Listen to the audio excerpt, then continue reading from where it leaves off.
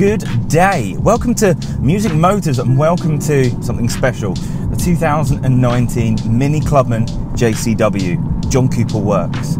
This is something which I've been saying for a very long time Mini should be making, because now suddenly their hot hatch entry goes up into the almost hyper hatch segment.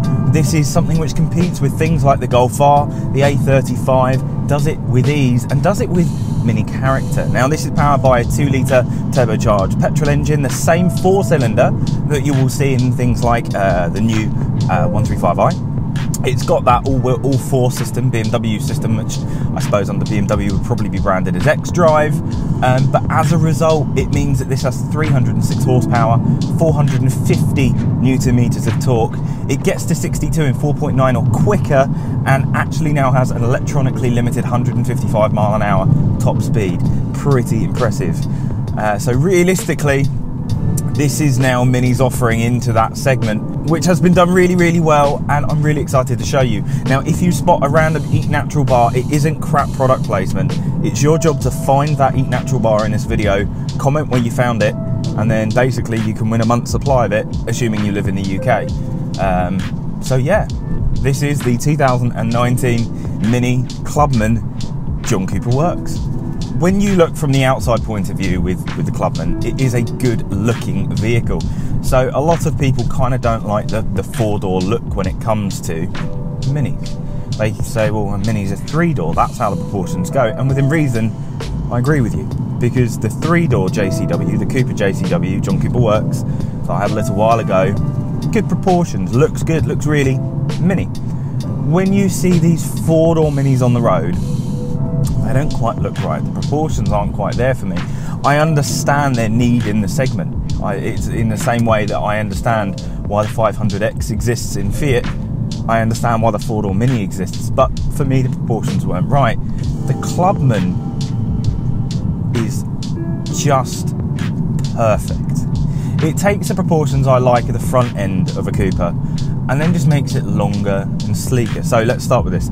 The updated front end, it's got the grille on the front's been slightly updated, the LED surround has been changed ever so slightly on the front end. They call it like a mid-series facelift. This looks really Mini.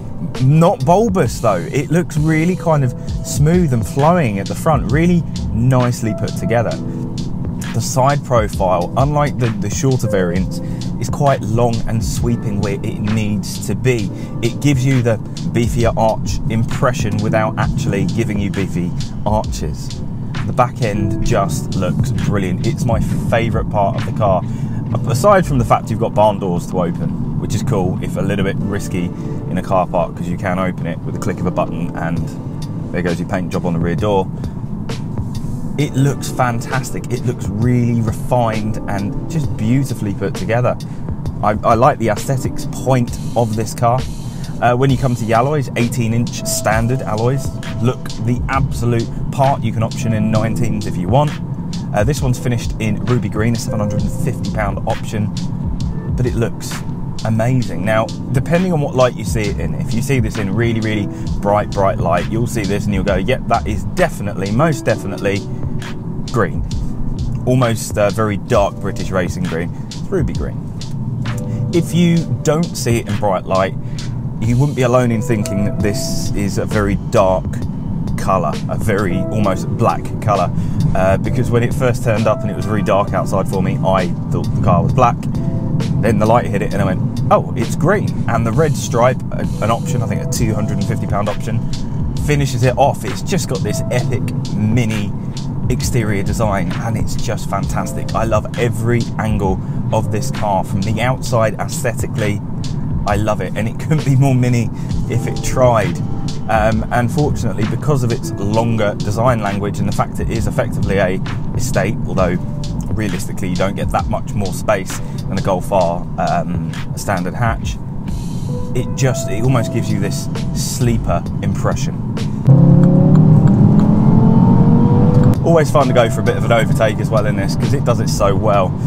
Around town economy is important in a everyday, daily. So with that in mind, I'm going to find out what this is like on A roads, B roads, no motorway. There's a lot 30, 40, 60, 40, 30.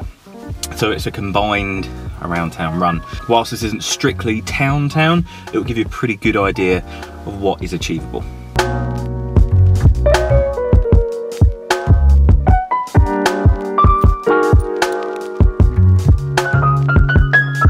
Okay, after that, and there was more traffic than I anticipated, that was 34.4 miles per gallon, which is really quite decent considering this is effectively a hot hatch, an all-wheel drive, over 300 brake horsepower hot hatch. What I noticed is that visibility is good, it's very comfortable, and I can't really quibble. I drove it in economy the whole time, but still when you needed to get up and go, it still went. It's very impressive on any type of road, effectively. Now, getting on the inside of the Mini, this is where Mini really has grown up over the last few years. Years gone by, I would have said the interiors were plastic and cheap and they didn't feel well built. Minis have grown up significantly over the last few years to the extent the interiors are now, they feel really premium and they give you bundles and bundles of technology without question. Like instantly, as soon as you get in, even on a bottom spec, you have loads and loads of equipment as standard. Now this one's got a heads-up display, that's a £500 option. It's also got Harman Kardon, that's a £600 option. But this Harman Kardon, now I always criticise BMWs when it comes to Harman Kardon, primarily because generally I don't find the system that good. However, in this car, it works incredibly well. It works better in this car than it did in a standard Cooper. I guess because there's more space for more speakers, more power. It is punchy. It is exactly what you want. It sounds amazing. Heads-up display is great because you can have your navigation up there. This doesn't have the enhanced navigation, so as a result, it's not as intuitive and, shall we say, informative as I would like it to be, but at the same time it does also come as standard with Apple CarPlay preparation. This one doesn't have it, but I think for a small optional fee you can have it, so that's all right. Now up front, the comfort is very, very good and visibility is extraordinarily good, meaning around town, even though you think these wing mirrors aren't too big, they show you everything you could possibly need. Even with that big line down the back, you can still see everything. I'm just going to pop it into sport as I go into a national speed limit again. So your passengers are relatively comfortable, as you are in these seats. These Recaro, they are just incredible seats that hold you and hug you really, really well without becoming too OTT on long journeys. Whilst this doesn't have adaptive suspension, what it does give you is a good balanced ride on an internal point of view, meaning that these seats really do hug and hold you without breaking your back. Now your rear legroom is reasonable. It is no worse and no better than a Golf R. So if you've got shorter front seat passengers, it does mean your rear seat passengers get a bit more. But as a result, it does also mean that it is a lot more practical on the inside, just because, well, there's a lot more space. Basically, I'm not that tall. I've moved my seat forward a little bit. There's a lot of space back there for people. And then you get to the boot space, and it's very, very reasonable. It passes my geek test with relative flying colours. As expected, my base needed to go on the rear footwell, but aside from that, it did really, really well in taking all of that equipment. I was quite impressed. Inside then, I feel it's premium. It feels great. It's nice build quality. It's a good place to be. It's quiet and it's comfortable on almost any journey. It's exactly what you want for this type of car, because it means it can be dailied and give you some weekend fun at the same time. Geek test time, my daily test, my showing what it can do. So all of my equipment is in the back and the rear footwell. Not as big a boot as you would get in something like a Golf R wagon, but do bear in mind this is significantly smaller than a Golf R wagon on the outside as well. So today's all about finding out what the real world fuel economy is on a real combined run. Everything from normal suburban streets to motorways to driving through forest, kind of everything.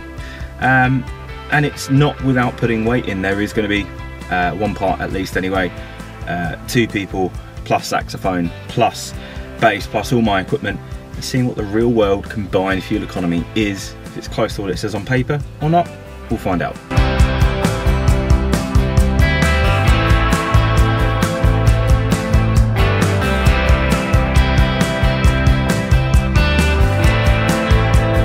Arrived, and so far I'm taking about 35 miles to the gallon, which including traffic isn't bad by any means. Very comfortable, very easy to drive.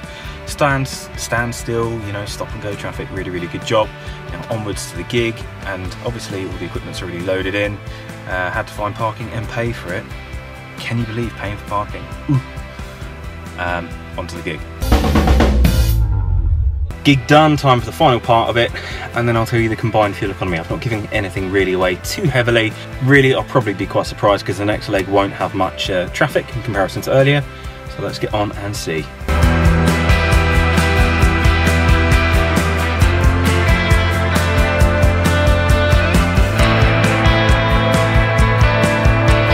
Okay, end of this day, and 34.1 miles per gallon combined through everything. Loads of start stop, loads of traffic, loads of just every kind of driving situation you could possibly get. And considering what this is and what it goes up against, it's really impressive. Very comfortable, good visibility. It's just a perfect everyday car and does so well, and has passed my gigging test with relative flying colours. Maybe the boot could be a bit bigger though. Performance wise, so this 2 litre 4-cylinder produces 306 horsepower, 450 newton meters of torque. It's 4.9 to 62 and tops at an electronically limited 155, which is a first for Mini. Now, bearing in mind, since the last variant, there is actually over 70 horsepower extra from the previous generation. Now, that also means that there's an entire Mark 1 Mini Cooper S in here, because they are about 70 brake horsepower, 70-80 horsepower. So there's an entire one of them extra under the bonnet, which is pretty impressive. The biggest thing to note is that this does go up against things like the Golf R, the A35, the Cupra Leon, and all that type of stuff. And realistically, it comes in a little bit cheaper, so £37,000 on the road for that same amount of power. Well, actually, base 34. This one with options is 37. So cost-wise, it's the same as the Golf R. Performance, it gives you the same amount, but on the motorway, this will have a Golf R because it's got a lot more torque, and it's also a lot more quick to respond to what you want. The Golf R has to consider things and do it. The ZF transmission is very good. The all-wheel drive system basically does as you wish, as you command. If you say, I'm doing this, it goes, hey, okay. But at the same time, it's not totally idiot-proof. It does give you some really nice driving characteristics. Where the Golf R sticks and you very rarely feel any understeer, or even less oversteer, this, when you overcook it, does let you have a little bit of fun, which is brilliant. It's really fun to throw this around back roads and really enjoy everything. Steering's a lovely weighted feel in any of the drive settings, although I found myself driving in green for an economy point of view for a lot of the driving I did this week. The brake feel and the throttle response is instantaneous. As soon as you pop it over, it's there and it goes. It's just really good fun, and I just can't question what this does and how well it does it from a performance point of view. On the motorway, you do find that this is just so superb. It sits comfortably, quietly, and relatively frugally, so up to 40 miles per gallon on the run on the motorway within reason. Around town, you're more likely to see anywhere between about 20 and 28 miles per gallon. Combined, you'll quite easily see about 33, 34. That's generally what I saw. But I found the performance side of this really fun, really engaging, brilliant in just so many ways. They've made it so that it keeps up with these hyper hatches that are on sale, but equally hasn't detracted away from anything. It's still brilliant fun. It's not a safe car like anything in the Volkswagen group tends to be very safe in the way that it responds on back roads. It's been designed in a way that it's very difficult for you to make a big mistake. Whereas with this, it allows you to have fun as a driver and leave you really engaged. I love driving this. Honestly, love driving it. So from the outside, it looks amazing, especially in this colour, especially with that stripe. As a John Cooper works, this Clubman looks amazing, and I'm very glad they've then decided to say, look, the aesthetics work really well. Let's now put a bigger lump, or not a bigger lump, let's put more power through the lump we've got in there, thanks to the fact that BMW's now got this 135i, that same engine. So the performance has gone up. The style looks amazing, the interior is comfortable and dailyable. So that really does then beg the question, is this the best daily money can buy? So for me, because it's more fun and engaging, the economy is the same, if not a little bit better than a Golf R, Why wouldn't you go for one of these over a Golf R? It's something different.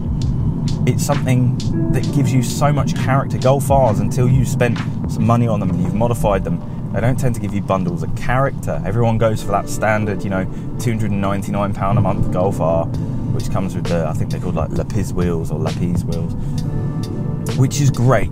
And if you want that car, you can go for it. But now, for that same price, you can have something which is just totally different. And I find more engaging and more fun. And it just gives you more smiles. The sound is incredible, the performance is great, and it is typically Mini.